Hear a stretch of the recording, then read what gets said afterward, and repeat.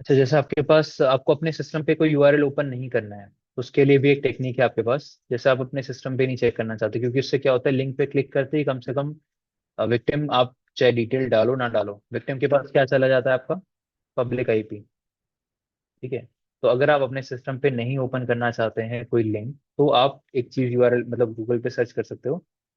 आप यहाँ पे सर्च करिए, गूगल पे कर लो, ज्यादा बेटर है। यूआरएल सैंडबॉक्स, आप उसको सर्च करिए। आपको एक वेबसाइट मिलेगी, browser sandboxing with browser link.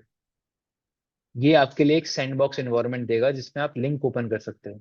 मतलब अभी आप लिंक अपने खुद के मशीन पे ओपन करते थे, राइट? लेकिन जब आप इस वेबसाइट पे जाओगे, ब्राउजर लिंक पे, तो वो आपको एक प्लेटफॉर्म दे देगा जहाँ पे आप लिंक ओपन कर सकते हो, जिस भी तरीके का जो भी आप ओपन करना चाहते हैं। जैसे आपके पास यहाँ पे ऑप्शन है, ट्राई द यूआरएल सैंडबॉक्स। आपको फ्री में सिर्फ 3 मिनट का एक्सेस देता है पर डे। पर डे आपको 3 मिनट का एक्सेस होता है। क्या? हाँ हाँ।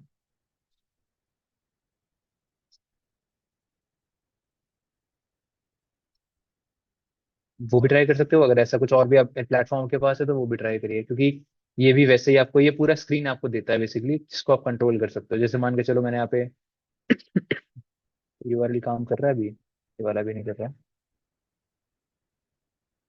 आपने जो पहले भेजा था वो भी काम कर रहा है या बंद हो गया? कर रहा है।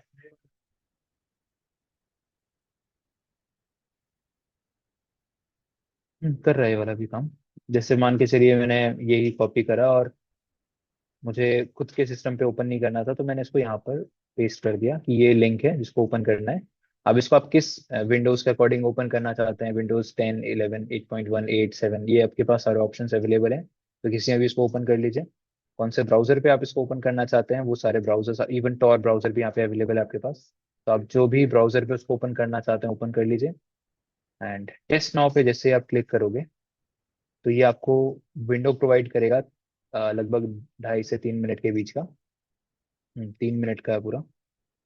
जहाँ पे वो आपको एक ब्राउजर स्क्रीन प्रोवाइड कर देगा, जहाँ पे जो भी चीज़, जैसे आप लिंक पे क्लिक करोगे जो चीज़ होगी वो आपको यहाँ दिख जाएगा। अब यहाँ से आप वेबसाइट को कंट्रोल भी कर लो। जैसे विजिट वेबसाइट पे क्लिक किया तो आपके सामने वही जो वेब पेज था, जैसा दिख रहा था आपको अपने इन्वायरमेंट में, वैसे ही वहाँ पे देखने के लिए मिल जाएगा। अब जो भी चीज़ें करनी है आप यहाँ पे करके टेस्ट कर सकते हो उस यूआरएल को, कि यहाँ पे इस लिंक पे क्लिक करने के बाद क्या होगा, यहाँ पे जाने के बाद क्या होगा। वो चीज़ आपको चेक करके पता चल जाती है। तो इसका जो फ्री अकाउंट है वो सिर्फ 3 मिनट तक आपको ये चीज़ करने देगा पर डे। तो आप इसको भी एक्सप्लोर कर सकते हो, ताकि अगर कोई लिंक खुद से इसमें बना लो क्या, तो इनका इनका प्रीमियम आपको प्लान परचेज करना पड़ेगा।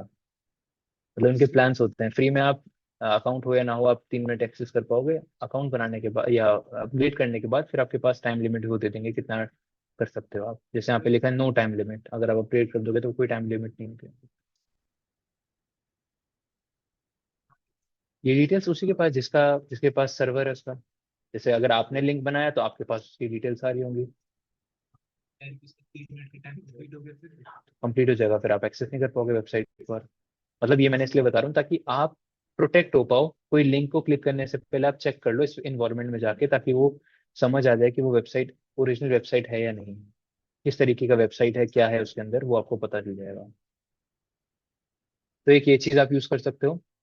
इसके अलावा जैसे यूआरएल शॉर्टनर होते हैं, मतलब यूआरएल को शॉर्ट कर देते हैं। इसके अलावा आपके पास यूआरएल एक्सपेंडर भी होते हैं।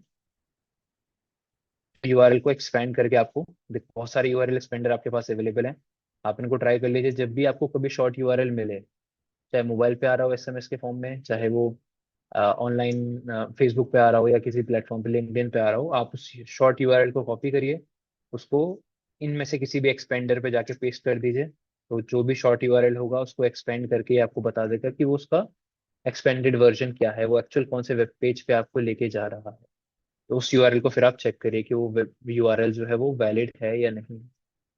ठीक है। तो जैसे यूआरएल शॉर्टनर है, वैसे आपके पास यूआरएल एक्सपेंडर भी है। जैसे यूआरएल को ओपन करने के लिए आपके पास, हाँ, बिट डॉट एलवाई का लगाओगे, एक्सपेंड कर देगा डायरेक्टली। कोई भी आप लगाओ शॉर्टनर, वो एक्सपेंड करके आपको दे देगा। ठीक है, ये चीज ट्राई कर लेना। इसके अलावा अगर आपके पास क्यूआर कोड है और क्यूआर कोड के पीछे का वेबसाइट देखना है, तो उसके लिए भी आता है, आपके पास वेबसाइट्स होती है। एक वेबसाइट है क्यूआर कोड रेप्टर। इस पे आप जाइए। ये आपको क्यूआर कोड इसमें आप अपलोड करके देखना कोई भी, जैसे अगर आप यहाँ से एससी टूल किट से क्यूआर कोड बनाना चाहते हैं तो वो भी बना लीजिए आप एक बार। किसी भी लिंक का आप क्यूआर कोड बना सकते हैं। फर्स्ट वाले ऑप्शन पे जाना है पहले आपको, फिर एट्थ ऑप्शन पे जाना है directly.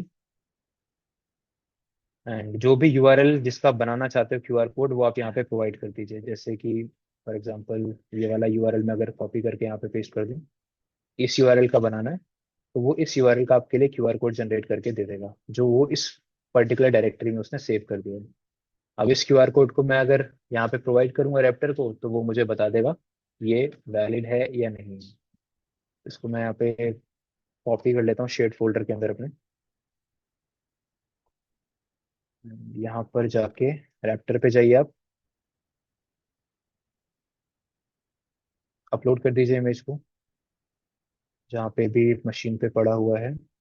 Shared folder, QR code attach PNG, आपको बता देगा क्या वेबसाइट है जिसका ये यूआरएल। अगर आपको क्यूआर कोड भी ओपन नहीं करना है तो पहले आप उसको चेक कर लो इस रैप्टर वाली वेबसाइट पे जाके, कि आपको एग्जैक्ट यूआरएल उसका पता चल जाए कि वो किस यूआरएल पे लेके जा रहा है। तो शॉर्ट यूआरएल को एक्सपेंड करने का तरीका है, क्यूआर कोड के पीछे हिडन यूआरएल को भी निकालने का आपके पास तरीका है। इसके अलावा अगर वेबसाइट ओपन नहीं करनी है तो आपके पास ब्राउजर लिंक है, जिसके आप यूज करके किसी भी वेबसाइट को एक सैंडबॉक्स एनवायरनमेंट में ओपन कर सकते हैं। ठीक है? एक लास्ट चीज और बताता हूँ जो आपको काम आ जाएगी आगे कहीं ना कहीं। फिशिंग, अभी और भी चीजें हैं फिशिंग से रिलेटेड, बट ये भी इंपॉर्टेंट है।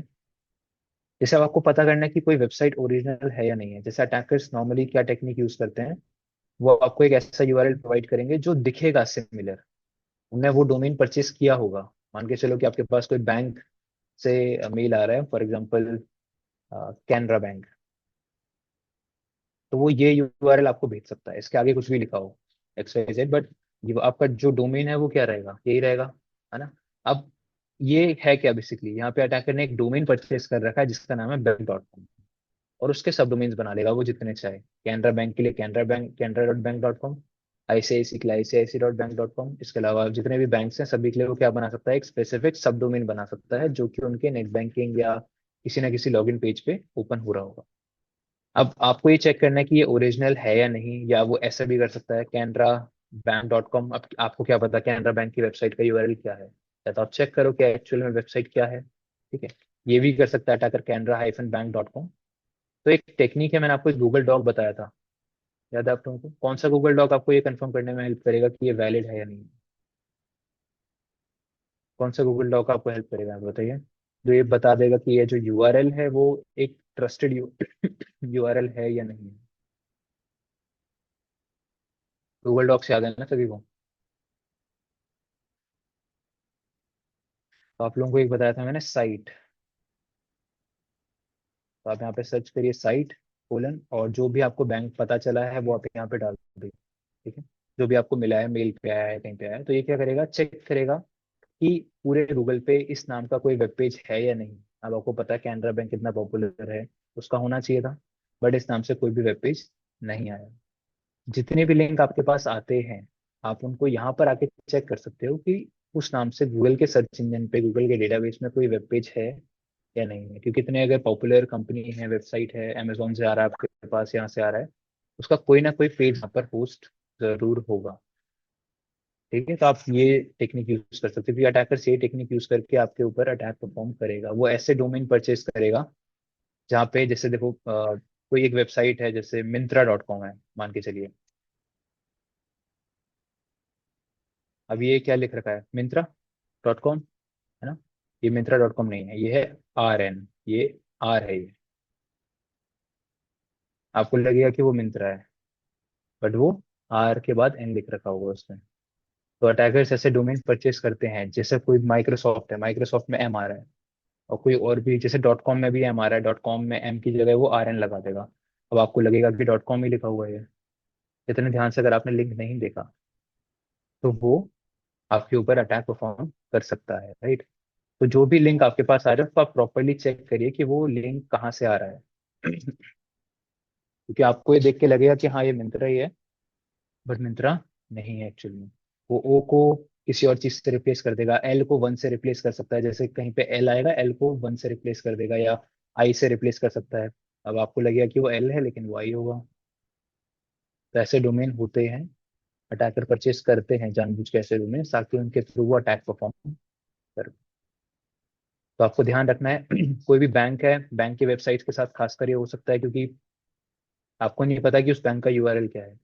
canarabank.com है या canara.com है या canara.bank या canara-बैंक, आपको नहीं पता। तो वो चीज़ आप यहाँ पे इसके मदद से चेक भी कर सकते हो कि ये जो भी यूआरएल आपको मिला है वो वैलिड है या नहीं। ठीक है, समझ आ गया यहाँ पे। तो लिंक पे ना क्लिक करने से पहले लिंक को कॉपी करके कहीं पेस्ट करो। अटैकर्स क्या करता है, वो डायरेक्टली लिंक नहीं देगा आपको, वो क्या देगा, हाइपर लिंक। हाइपर लिंक का मतलब वो किसी टेक्स्ट के पीछे लिंक को छुपा के देगा, वो हाँ वो लिखेगा क्लिक हियर। ठीक है। आजकल तो ऐसे भी आने लगे हैं, जैसे आपके पास मेल आएगा, वहां पे उस मेल के अंदर ही लिखा होगा कि this is a malicious phishing mail, click here to report, और जो रिपोर्ट वाला बटन होगा उसी के पीछे फिशिंग लिंक होगा। ठीक है, तो आप रिपोर्ट पे क्लिक करोगे, जिसको रिपोर्ट करना होगा उसका फिशिंग पेज आपके सामने ओपन होके। तो जब तक आप यूआरएल को चेक नहीं कर रहे हो, वैलिडिटी उसकी जब तक आप चेक नहीं कर रहे हो कि वो विद वेरीफाइड लिंक है या नहीं है, आपके ऊपर अटैक परफॉर्म हो सकता है। एक मिला है, अवेलेबल होगा वो। तो परचेज करके अटैकर करते हैं परचेज ऐसे डोमेन, तो अटैक परफॉर्म होता ही है। कर लीजिएगा इतना आप लोग ट्राई, बाकी देखते हैं नेक्स्ट क्लास में क्या रहता है।